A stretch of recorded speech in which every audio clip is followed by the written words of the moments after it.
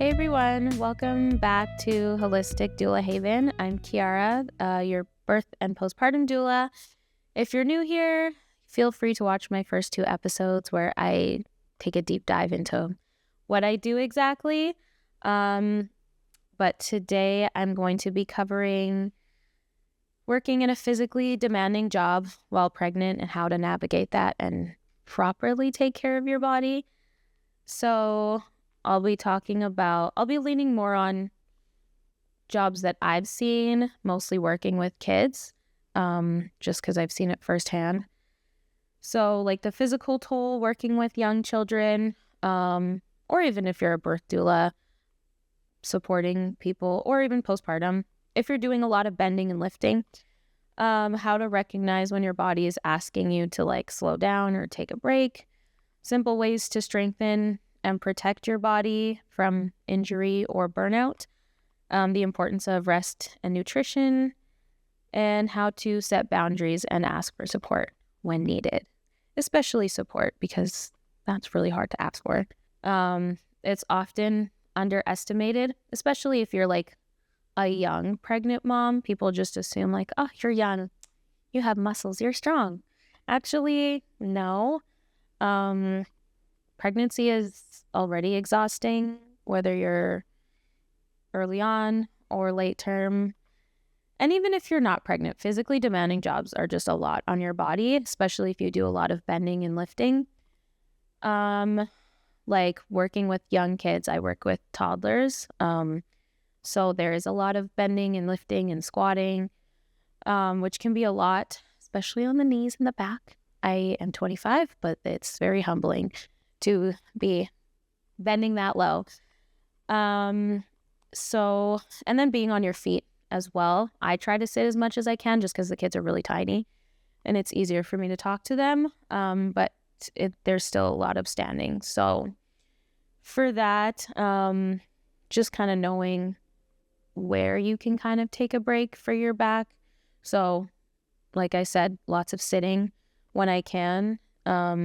If you work in another job that requires more standing, asking for more breaks. If you haven't told your employers yet, just, kind of trying to find ways if you don't want to let them know right away. And then if you're a birth worker, whether you're a nurse or a doctor or a doula, sometimes it can be difficult, especially if you're like assisting with labor positions or doing lots of like hands-on support. And if it's a long labor, it might be a lot for you physically to be standing that long or to be awake that long.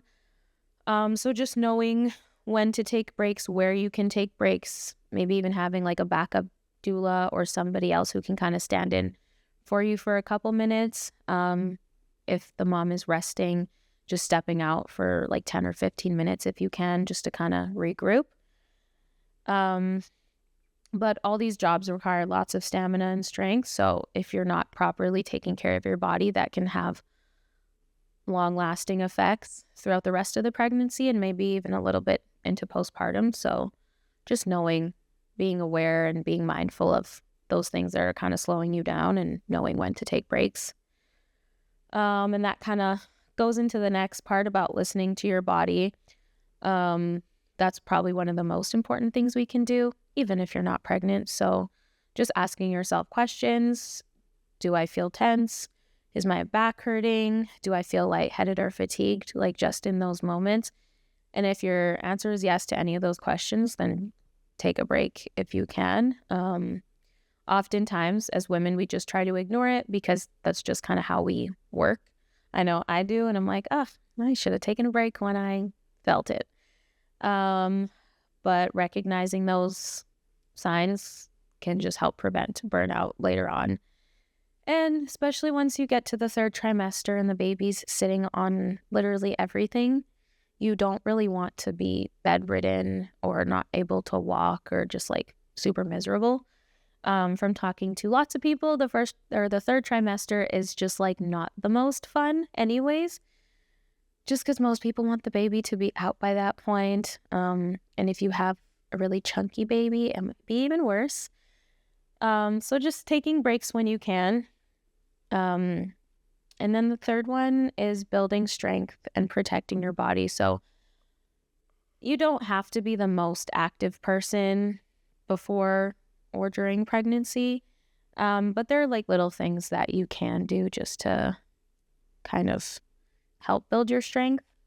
First trimester might be hard depending on how your body reacts to the pregnancy. Some people might have more energy. Some people might like be dying. It just kind of really depends, but incorporating some sort of physical movement into your routine is really helpful to prevent injuries and supporting your body as it changes. I'm not the most active person, but I do Pilates and yoga when I have time.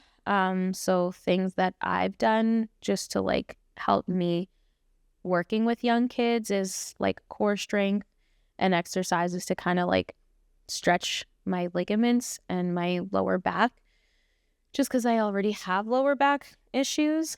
And then like lots of hip and pelvic floor work for stability and balance. I'm like probably the clumsiest person you'll ever meet. So the stability and balance is definitely very helpful for me because I have injured myself due to like clumsiness.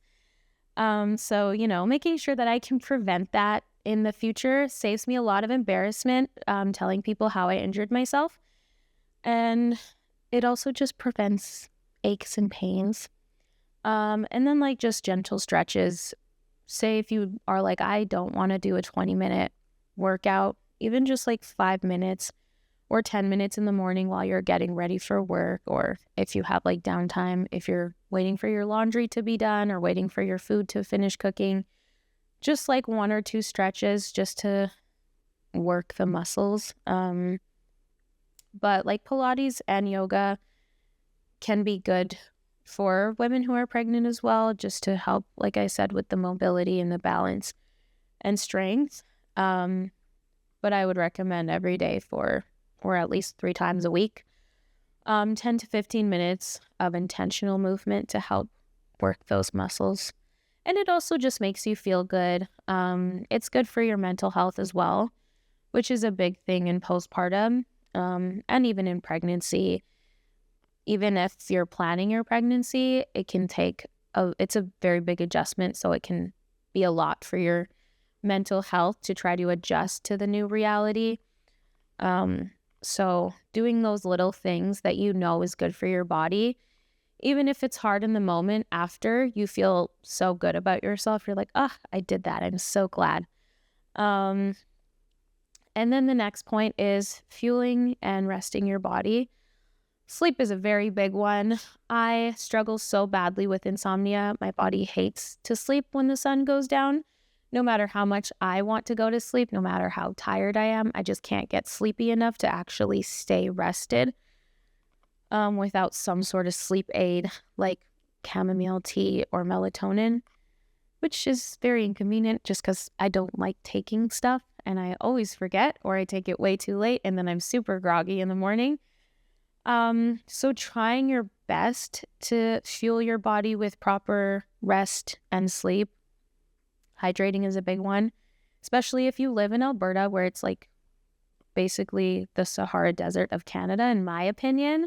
It's so dry here. If you have allergies or asthma like me, it's just not a good combination. So making sure you stay hydrated throughout the day. Aim for, I think they recommend like half or a third of your body weight in ounces of water, just to make sure it's good for your skin. So I've been told. And then eating nutritious meals that support all your energy levels, getting the proper like proteins and fruits and veggies and whatever the Canada Food Guide recommends. There's different apps and things you can search that will kind of tell you what the good foods are to eat while you're pregnant. Some of them you can even put like your weight or your height or whatever, and it'll kind of give you the right portion sizes, which is really convenient if you're somebody like me who doesn't like to do math. That's really nice to have. So looking at those things, or you can talk to like a nutritionist or a dietitian, and they can also kind of guide you on what to eat. Or like Pinterest and TikTok, they can be your best friend. There's lots of things that show like what good meals there are out there to eat. If you don't like cooking, there's like really simple recipes that you can make, or like even meal prep for the week that are like 30 minutes or less. I know I do that sometimes, and I don't like cooking, so it's super convenient for me. And then, like I said, prioritizing rest and recovery. Working with kids is very exhausting, even if you're not pregnant. Like, kids just drain your energy in a good way and a bad way sometimes. Like I said, I work with toddlers, so there are days where I'm like, I have lost all my patience and it's only 10 a.m. So sometimes I'll nap on my break if I can. Even like for 30 minutes, I'm like, okay, I'm energized for the rest of my shift, or like mostly energized. Or just like taking some time. There's been times like throughout the day where I'm just like so overstimulated because like 3 kids are crying, someone's biting someone, the other one's spilling all of the bins of toys, and everybody's pooped their diapers. And I'm like, I cannot deal right now. Then I would just ask somebody to step in so I can take 5 minutes just to like regroup and not lose my mind, especially because they're young kids, and I would prefer not to lose my mind on young children because it's not their fault. They are just doing what kids do. And then if you don't have time, let's say you work as a nurse or something that requires you to not really have the time to take like a full hour break in one sitting, or maybe you have like 2 15 minutes and 1 30-minute break, so a nap is not optional. If you have any downtime, like even 5 minutes, just like closing your eyes and doing some breaths. Deep belly breathing is good. Alternate nostril breathing is good. It just kind of helps to reset your mind, and just kind of regroups everything and calms you down a little bit. It kind of helps to reset the nervous system. So deep breathing is really nice. Meditation, if you enjoy it, even if you get distracted, that's fine. I always get distracted when I meditate. No matter how hard I try to like focus, I fixate on the fact that I'm not focusing, and then I'm just like, this is not working. But sometimes I'll just listen to meditation music, like when I'm going somewhere or even in my room. I'm like, I'll just put it on, and it just kind of helps to keep me calm, especially because I'm already a very anxious person. So I'm like, let me just have it in the background. But also, if you work with kids like me, sometimes the way that I just reset my happiness, I'll just go and hug one of the babies because they're just so cute and they always want to hug you. So I'm like, yay. Like, let me just boost my serotonin just a smidge. And it's always nice. So if you also work with kids, I highly recommend doing that. It's if you don't like working with babies, that's totally fine. But a hug from a squishy baby it's everything. I love it so much. They're so cute. And then the next point is to set boundaries and ask for support. Like I said in the beginning, it's difficult to ask for support, especially if you're an independent person, depending on how you were raised as well. I know I was raised to not rely on other people if I don't have to, like rely on myself first. And that's just like my personality. I hate to ask people for help. It just feels gross to me to ask for help, even if I know I desperately need it. And as somebody who takes care of other people, whether it's families or kids, I'm just like so wired to assist other people first that I like forget about me, and I'm like, oh, oopsie, my bad. So setting boundaries for yourself is not a bad thing if you need boundaries for physical limits.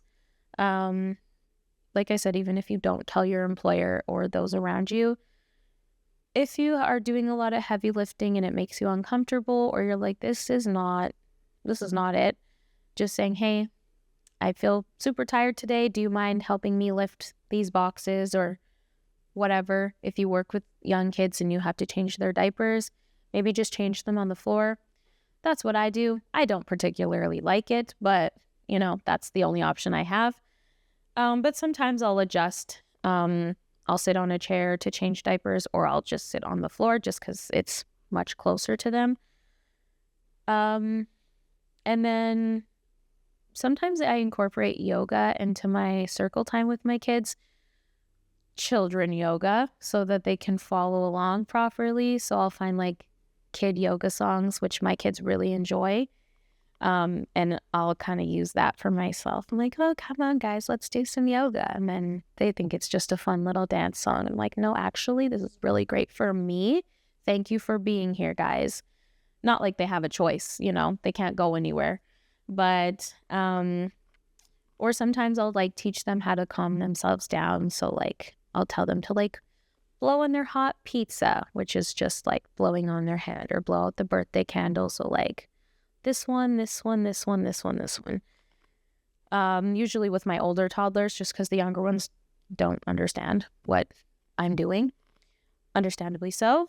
And then if you're a birth worker, teaming up with another doula, which I enjoy so much. I recently attended a birth with another doula who's also one of my friends, and it was literally the best. It was like heaven on earth. I was like, we should do this all the time. This is so great. And then like friends and family, or just people in your community. There's lots of like Facebook groups and community groups for moms or for women who are pregnant, maybe due around the same time as you. It's nice to reach out to those people like, hey, I'm experiencing this. Is anybody else experiencing that too? What did you do to kind of help navigate that? So just like having people to even just guide you, even if you're not getting physical help, just having an answer for anything is super nice. So just like reach out, ask questions, and don't feel worried to ask for help, because it's not a bad thing. It's actually a very empowering thing. If you can ask for help, then you're already a very strong individual. And then the last one is how to prevent burnout. So like I said, for me, there's different things that I do to prevent burnout. I can recognize when I'm experiencing burnout or when I'm kind of starting to go in that direction. Oftentimes it's a lot of like groans and frustration, or like rubbing my temples and like, I am dying right now. So trying to find ways that I can engage in self-care. I am a girl's girl, so I enjoy all the girly things. That's my self-care. Like I get my nails done or my lashes done. I stay away from hair because I don't trust people with my hair. Or like watching movies, hanging out with family, or just like different ways to stay grounded. I do yoga every week if I'm not sick, which I have been for the past like month and a half, just because my kids are always coughing in my face. But I try to keep up with it at least twice a week if I can. And then stretching and breathing exercises in the morning if I remember to do so. And then I always have water with me. I always have water by my bed, in my water bottle, in my backpack. Literally wherever I am, you will see a cup like this one. I always have a Starbucks cup with me, and it's always filled with water. And then I try to eat throughout the day. I'm a snacker, as my mom calls my sisters and I. We are grazers, like little gazelles. I am always snacking on something. There's always food in my pocket. It's usually like crackers or something that I can hide from the kids, because as soon as they see me chewing, they're like, what are you eating? I'm like, nothing. It's air. And it just also helps me to not like pass out, just because I have vertigo. Even though I'm 25, my mind pretends to be 80. So I must snack all day. And I also don't really like eating meals. So if you're like me, who's not a meal eater, or if you're pregnant and everything makes you nauseous, except for like 1 or 2 things. Have it nearby on your body somewhere, in your pocket, in your bag, wherever you can have it, and just kind of munch on that throughout the day. Just then at least you're not super hungry, and you're not going to get lightheaded or dizzy or make your nausea even worse. And then if you're somebody who likes taking baths or getting massages, those are good to do. If you're in the first trimester, it's not recommended to do massages, but baths should be okay. Just be mindful, like how long you're sitting in there. Like anybody, even if you're not pregnant, just get out if you start to feel faint. And then I believe once you're in the second trimester, you can, depending on where you live, most people have to get a doctor's note to confirm that they're a certain week in their pregnancy to give to the massage therapist, just so they're not liable for anything, which makes sense. But it's not about like doing things a specific way or perfectly. It's just about like making small habits to keep yourself supported throughout the entire pregnancy. If you're planning to get pregnant, I would say start beforehand. It's just nice to already be in that habit, because then once you do get pregnant, depending on how your body reacts, it's not going to be such a shock to your body to now add all these new things into your routine, because it might be more exhausting for you to just kind of jump in the deep end and try to do all these extra things. And then, yeah, just ask around, what things did you do that helped keep you grounded and not dying throughout the pregnancy? But at the end of the day, we can't show up fully for ourselves or others if we're just neglecting the things that our body needs. So whether you're like me, working with kids, or supporting a birth or a postpartum family, or any other physically demanding job, pay attention to yourself first. You're growing a human being, so your needs matter more than others at this time. Even if you're not pregnant, your needs matter first, always. Look, there's so much stigma around being selfish. I don't think selfishness is a bad thing. I think it's actually a really good thing. I am not particularly selfish, but if I feel like I need to be, I take pride in that. Just because how can I help my kids and families if I'm feeling terribly, if that makes sense. But if anything in this episode resonated with you or kind of helped you look at things differently, then I'm very glad to hear that. If there's any other things that you try that maybe I didn't mention or that you might want to suggest to other people, feel free to let me know or just comment if you want. But I hope whoever is listening, you have a very easy breezy pregnancy and you're able to take care of yourself. And until next time, stay healthy, stay warm if you're in Canada, and I'll see you in the next episode.